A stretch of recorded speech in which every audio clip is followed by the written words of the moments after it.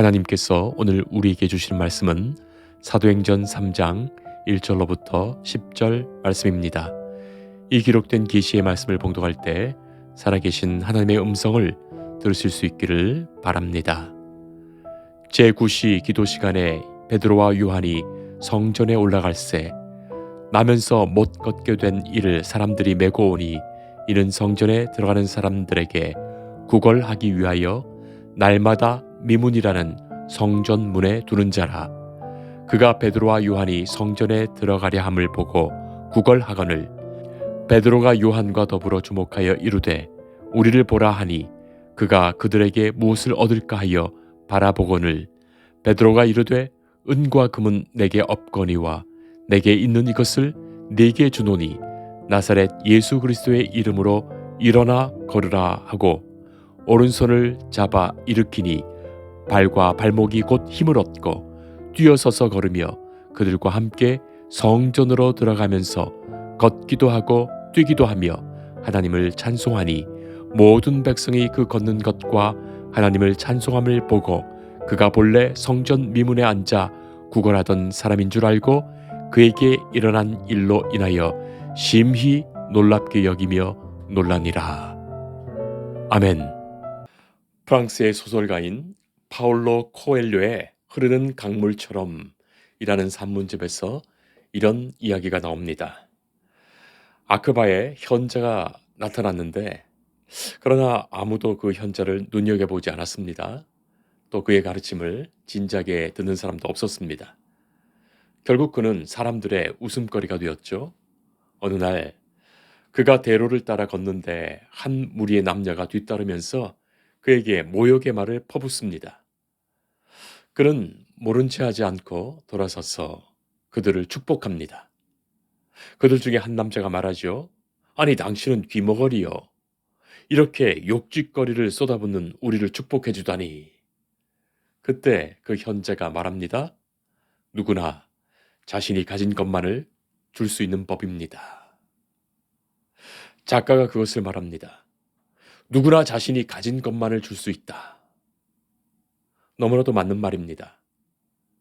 인간은 누구나 자기가 가진 것을 줄 수 있을 뿐입니다. 자기가 갖고 있지 못하면서 주려고 한다면 그것 자체가 거짓입니다. 물론 갖고 있어도 주지 못하는 사람도 많지만 만약에 갖고 있지 않다면 결코 줄 수 없지요. 사람이 자기는 죽어가면서 남을 살릴 수 있겠습니까? 자기가 물에 빠져 죽어가면서 다른 사람, 물에 빠진 사람 구할 수 있겠습니까? 우리는 예수님께 기도합니다. 예수님은 다 주실 수 있습니다. 왜냐하면 예수님은 다 가지고 계시기에 그렇습니다. 예수님은 십자가를 지시기 전에도 두려워하는 제자들에게 말씀하십니다. 나의 평안을 너에게 주노라. 당신이 가지신 평안, 당신이 누리시는 그 평안을 넉넉히 제자들에게 주신 거예요. 때로는 예수님은 당신이 가지신 그 고난도 주십니다. 때로는 당신이 당신의 십자가도 주십니다. 그러나 당신이 가지신 부활과 생명과 영광을 주십니다. 오늘 우리는 베드로와 요한을 만나지요. 어제까지는 그들이 갖지 못했어요. 그런데 오늘은 갖고 있습니다. 오순절 성령 강림하신 그 성령 충만한 그 사건으로 베드로와 요한이 전에 갖지 못했던 것을 갖고 있습니다. 그래서 베드로는 성문 앞에 평생을 앉아서 구걸하는 그 안진뱅이에게 말합니다. 내게 있는 이것을 너에게 주노라. 베드로와 요한이 과연 무엇을 갖게 된 것입니까? 무엇을 준 것입니까? 오늘 이 본문의 사건은 예루살렘 성전으로 들어가는 한 문 앞에서 일어난 일입니다. 성경은 그 문을 미문, 아름다운 문이라는 이름을 가진 문이라고 말하지요. 당시 성전에 들어가는 문이 8개 정도 되었던 것으로 알려져 있습니다. 구약 성경 보면 북문, 남문, 동문, 서문 그렇게 기록되지만 각각 문마다 불리는 이름이 있었고 또 작은 문들이 몇 군데 더 있었습니다. 아름다운 문이라는 이름과는 썩 어울리지도 않게 이 문 앞에는 나면서부터 못 걷는 이가 구걸하고 있어요. 이 자리에 거린이 하루 종일 앉아 있으니, 아니 날마다 평생을 앉아 있으니 지저분하고 고약한 냄새도 났을 것입니다. 그래도 성전 문 앞에서 구걸하는 것 어쩌면 좋은 목에서 구걸하는 것입니다. 뭐 거지도 못하는 사람이니까 사람들이 메어다가 구걸하라고 그곳에 둡니다. 그리고 저녁에는 데리고 갔겠지요. 4장 22절 보면 그 사람 나이가 40이 넘었다고 기록되는 것을 보면 참으로 오랫동안 그 자리에서 구걸했을 것입니다. 그리고 성경에는 날마다 구걸했다고 기록되지요. 자, 그쯤 되면 사람들이 바로 그 문으로 성전으로 들어간다면 언제든지 볼 수 있는 사람이에요. 어쩌면 날마다 성전의 기도 시간에 오르면서 마주칠 수 있는 사람입니다. 그것이 좋은 목이 되는 것은 성전을 오르고 내릴 때 그래도 사람들이 하나님께 기도하는 마음에서 혹 기도한 이후에 선한 마음으로 적선을 했기 때문입니다. 뿐만 아니라 이 바리새인 서기관 종교 지도자들, 내가 이렇게 선하고 의로운 일을 한다고 공개적으로 보란 듯이 적선을 했던 겁니다. 자, 그러니 그 자리가 얼마나 목이 좋은 자리입니까? 자, 그렇게 생각해 보면 나름 특권을 입은 사람이죠. 평생을 구걸하면서 살지만 그래도 좋은 자리에 앉아서 먹고 살 수는 있는 사람입니다.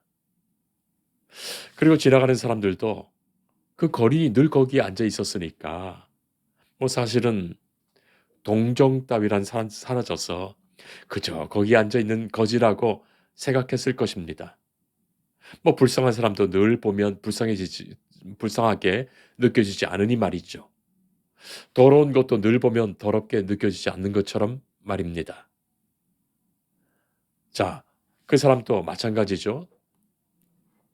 늘 오르고 내리는 사람들을 보면서 그저 적선이나 해주면 고맙지, 사람을 대하면서 뭐 대수롭지 않게 여깁니다. 사실 별걸 다 보면서 그 자리에 앉아 있었던 것은 아닙니까?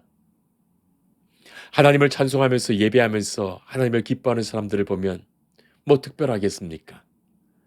자기는 이렇게 날 때부터 걷지도 못하고 이렇게 평생을 구걸하면서 살아가는데 뭐 하나님의 영광이나 사랑이 느껴지겠습니까? 뭐 하나님이 있기나 한 것인가 싶지 않았을까요? 사실 교회 예배당 주변에 가까이 사는 사람들의 마음이 보통은 그렇습니다. 등잔 밑이 어둡다고 그들의 마음이 가장 피폐해 있을 수도 있습니다. 뭐 좋은 옷 입고 예배 드리러 오고 기도하면서 찬송하는 사람들 보면서 은혜 받았다고 왁자지껄 떠들면서 몰려다니는 사람들을 보면서 교회 예배당 가장 가까이 사는 사람들, 그들의 마음은 교회와는 가장 멀어지는 경우가 얼마나 많은지요. 어쩌면 기억력이 좋다면 이 자리에서 평생을 앉아서 구걸하던 사람이니까 이 베드로와 요한도 몇 번이나 봤을지 모르겠습니다. 그러나 대수롭지 않습니다. 늘 똑같은 장면이 일평생 자기 앞에서 벌어지는 거예요. 자, 그러다 보면 삶의 소망도 사라지고 그저 돈이나 몇 푼 받으면서 그저 죽지 못해 생을 살아가는 상태가 되지요. 그저 평범한 일상이라는 것, 아무런 기쁨도 소망도 감사도 없는 날들입니다. 그런데 바로 이 거린에게는 일평생 잊지 못할 그날의 사건이 벌어집니다. 이날로 인해서 이 거린의 삶은 완전히 바뀌게 됩니다. 자, 베드로와 요한이 기도 시간에 맞춰 성전에 오릅니다. 그날은 이곳 미문으로 올랐던 겁니다. 평소 같으면 이 냄새나고 지저분해서 이 사람을 그냥 지나쳤을 것입니다. 눈에 들어오지도 않았을 겁니다. 늘 그 자리에 앉아서 늘 그 자리에서 구걸하면서 뭐 늘 그렇게 있던 사람 아닙니까? 자, 그런데 그날은 달랐습니다. 이 안전뱅이 거지가 달랐던 것이 아닙니다. 베드로와 요한이 달랐던 거예요. 세상이 달라진 것 아닙니다. 일상이 달라진 것도 아닙니다. 세상이 바뀐 것 아닙니다. 언제나 똑같이 그렇게 세상은 그 자리에서 그렇게 펼쳐져 있죠. 어제의 그 태양이 오늘 뜨고 어제의 그 바람이 오늘 불고 어제의 그 사람들이 거리를 다니고 어제의 그 가게가 열려 있고 어제 그 사람들이 장사를 하고 어제의 그 버스와 지하철이 지나갑니다. 우리도 다 그렇지 않습니까? 자, 그런데 어제의 그 풍경이 그대로 펼쳐지고 있는 이 상황에서 베드로와 요한이 달라진 거예요. 세상이 달라진 것이 아니라 그 세상을 바라보는 베드로의 눈이 달라진 것입니다. 시각이 달라졌고 마음이 달라졌습니다. 베드로가 그 안증뱅이 거지를 보고 그 앞에 다가섭니다. 평소와 똑같은 이 안증뱅이 거지가 거기 그대로 앉아 있습니다. 베드로가 그에게 말합니다. 우리를 보라. 이 말에 이 거지는 무슨 일인가 싶어 쳐다보지 않았겠습니까? 적선이라도 주려나 그런가 보다 했을 것입니다. 자, 그런데 하는 말이 은과 금은 내게 없다 말합니다. 분명히 거리는 들었습니다. 은과 금은 내게 없다. 그때 이 거린이 어떤 기분이었을까요? 어떤 생각이 들었을까요? 어떤 말 하고 싶었겠습니까? 아마도 이렇게 생각하고 이런 말 하고 싶지 않았을까요? 재수가 없으려니 그럼 꺼져라, 가봐라. 나도 볼 일 없다 했을 것 같습니다. 은과 금이란 것은 돈을 말하는 거예요. 옛날에는 은전, 금전을 썼기에 은과 금은 곧 돈을 말합니다. 이 거리는 그것 좀 적선 받아보려고 여기 앉아 있는 거예요. 날마다 앉아 있는 것이고 평생을 앉아 있는 겁니다. 이렇게 따분하고 비참한 일을 화석같이 굳은 마음으로 감수하며 견디는 거예요. 오래전에 저는 캄보디아에 방문한 적이 있었습니다. 앙코르와트에 가는 길에 그늘진 한켠에 구걸하는 사람들이 악기를 연주하고 있습니다. 그 사람들은 캄보디아 역사상 가장 비참했던 내전 킬링 필드 때 정글 곳곳에 묻어둔 그 바로 지뢰 때문에 발목이 잘린 사람들이에요. 지금도 그때의 지뢰가 터져서 발이 잘리고 있는 사람들이 있다 합니다. 그래서 함부로 정글에 들어가면 안 됩니다. 지금도 조심해야 합니다. 늙은이부터 젊은 남녀, 어린아이까지 다리가 잘린 사람들이 손으로 악기를 연주하며 구걸합니다. 그때 그 모습과 얼굴이 잊히지가 않습니다. 어쩌면 그렇게도 감흥이 없는 연주가 다 있을까 싶었습니다. 그로부터 몇 년이 지나서 수년이 지나서 다시 그곳에 방문한 적이 있었는데 그때 갔더니 그때 그 사람들이 내가 기억하는 그 얼굴의 사람들이 그날도 똑같이 나와서 그곳에서 연주하며 구걸합니다. 아마 이분들은 죽을 때까지 일평생을 그 자리에서 구걸할 것 같습니다. 얼굴에 생기도 없고 그것 해야 먹고 사는 거죠. 가장 비참한 연주의 공간이 그곳 아닐까요? 지금 성전 미문에서 앉아 구걸하는 이 사람도 날마다 일평생을 이 자리에 여기에서 구걸하는 사람이에요. 그런 얼굴만 봐도 저 사람이 적절한 사람인지 아닌지 귀신같이 알 겁니다. 무슨 말을 하는지 첫 마디만 들어봐도 본능적으로 아는 사람이에요. 표정만 봐도 돈을 줄 사람인지 아닌지 압니다. 나 돈은 없습니다 하는 그 말에 그럼 가봐라 했을 겁니다. 자, 그런데 이 거지는 평생을 들어본 적이 없는 말을 듣게 됩니다.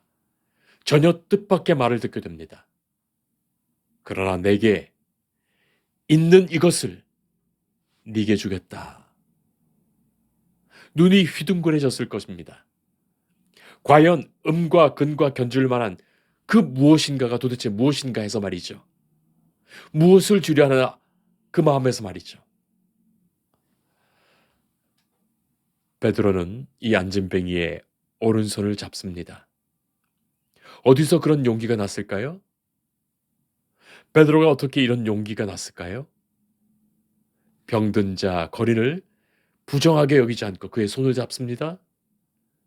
이것이야말로 예수님이 하시던 모습, 예수님의 그 일이 아니겠습니까? 베드로와 요한은 바로 예수님이 하신 그 일을 합니다. 예수님의 그 마음으로, 예수님이 그 중심에서 그를 통해 역사하시는 사건이에요. 곧 나사렛 예수 그리스도의 이름으로 걸으라. 베드로가 그의 오른손을 잡아 일으킵니다. 그 말에 나면서부터 걷지 못했던 이분이 벌떡 일어났고 발과 발목에 힘을 얻습니다. 자, 이런 순간이에요. 얼마나 흥분되고 놀랐을까요? 평생을 서지도 걷지도 못했던 이 안진뱅이 거린이 벌떡 일어난 거예요. 도대체 그가 가진 것이 무엇이길래 내가 나도 모르게 벌떡 일어난 것일까? 평생을 앉아 있어서 근육이라곤 있지도 않을 그 발과 발목에 힘이 생긴 거예요. 그래서 이게 웬일인가 해서 걸어도 보았을 것입니다. 남들처럼 뛰어도 보았을 것입니다. 그야말로 꿈이냐 생시냐 했을 겁니다. 그가 얼마나 그 순간에 감격하며 흥분했으면 평생을 불러보지도 못했던 찬송이 그 입에 나왔겠습니까? 평생을 원망했던 하나님께 찬송을 다 올렸단 말입니까? 성도 여러분, 어쩌면 이 찬송이 우리의 찬송 아닙니까? 일평생을 내 삶의 자리에 맴돌면서 무엇을 위해 살아야 할지, 왜 살아야 할지, 어떻게 살아야 할지 모르고 살면서 세월만 견디며 살았던 우리에게 나를 일으키시고 걷게 하시고 뛰게 하시며 찬송의 이유를 주신 하나님 아니십니까? 3장과 4장을 보면 바로 이 안진뱅이 거린으로 인해서 생긴 이 사건이 장황하게 기록됩니다. 예수 그리스도의 복음과 능력의 역사에 주인공이 된 사람이 바로 이 사람이에요. 그가 베드로의 설교를 듣게 됩니다. 베드로가 가진 그것을 알게 됩니다. 그리고 그는 예수 그리스도께서 베드로를 통하여 행하신 그 일에 살아있는 증인이 됩니다. 그 일로 수많은 사람이 하나님이 행하신 그 크신 일을 알게 됩니다. 성도 여러분, 세상의 사람들이 무엇을 원하며 살까요? 무엇을 먹을까? 무엇을 입을까? 무엇을 마실까? 어디서 잘까? 온통 고민과 걱정이 다 그런 거예요. 그리고 또 그럴 수밖에 없습니다.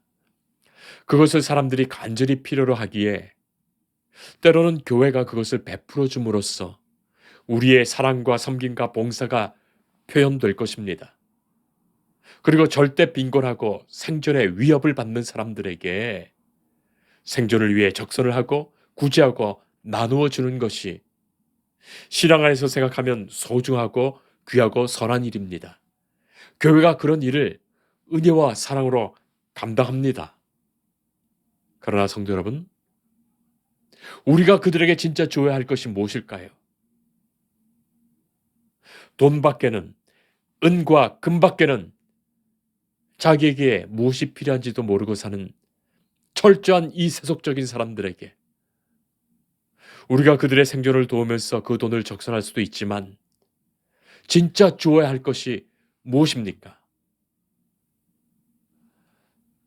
베드로와 요한은 바로 그것을 준 것이에요. 내게 있는 이것을 주겠다. 베드로와 요한에게 있었던 바로 그것입니다. 자기가 갖고 있지도 않은 것을 줄 수는 없지요. 그것은 위선이고 그것은 거짓이고 남의 것 만약에 빼앗아 주겠다면 그것은 공산주의자들입니다. 베드로와 요한이 가진 그것, 세상이 갖지 못한 그것, 그러나 진정으로 인생에게 가장 소중하며 필요한 그것, 여러분은 그것을 갖고 계십니까? 성도 여러분, 우리는 당장 내게 필요한 것을 달라고 할 수도 있습니다. 어쩌면 그것에 매달려 그것을 구하느라 일평생을 살다가 죽는지도 모르겠습니다. 그러나 하나님은 내게 가장 근본적인 것, 가장 필요한 그것을 하나님은 아시고 그것을 내게 주신 거예요. 예수님 말씀하십니다. 누가복음 11장 13절에 너희가 악할지라도 좋은 것을 자식에게 줄 줄 알거든 하물며 하늘 아버지께서 구하는 자에게 성령을 주시지 않겠느냐. 예수님은 우리가 무엇을 구하든지 하나님은 내게 가장 필요한 것을 아시며 우리에게 가장 좋은 성령을 주신다고 말씀하십니다. 성령 충만한 중에 그것이 무엇인지 알게 하시고 그것을 얻게 하십니다. 그리고 내게 주신 그것을 통하여 하나님의 기뻐하시는 그 일을 이루어 가십니다. 그러므로 우리는 어떤 순간에도 주께서 내게 가장 좋은 것을 주실 것을 믿으며 그것을 통하여 하나님이 이루시고자 하시는 그 일에 내가 쓰임받기를 기도해야 할 것입니다. 하나님이 내게 주셔야만 합니다. 그것이 아니고서는 하나님의 일이 이루어지지 않습니다. 우리는 예수 그리스도의 그 이름과 그 능력으로 사는 사람들이에요. 주께서 우리에게 가장 필요한 것 주십니다. 그것으로 우리는 주의 이름의 그 영광을 위하여 능력을 발휘하며 일하며 살 것입니다. 비록 세상이 기대하고 세상이 자랑하는 것은 내게 없지만 내게 주신 바로 그것으로 주님의 영광을 위하여 생명을 살리며 구원하시는 하나님의 나라를 위하여 마땅히 일하는 우리가 될 수 있기를 축복합니다. 기도하겠습니다. 은혜의 하나님, 주께서 우리를 만나 주십니다. 우리의 소원과 형편을 가장 잘 아십니다. 우리가 무엇을 구하든지 주께서 가장 좋은 것으로 우리에게 주십니다. 우리가 감사함으로 주가 주신 것을 받게 하시고 특별히 성령으로 주신다고 약속하시며 말씀하신 그 역사를 따라 내게 주신 그것으로 하나님의 나라와 의를 위하여 사용하며 일하게 하옵소서. 하나님이 이루시는 구원을 보게 하시고 주께서 일하시는 역사를 경험하게 하옵소서. 예수님 이름으로 기도합니다. 아멘. 주님을 늘 믿으며 그 손을 의지하고 내 몸과 마음을 바쳐서 끝까지 충성하리.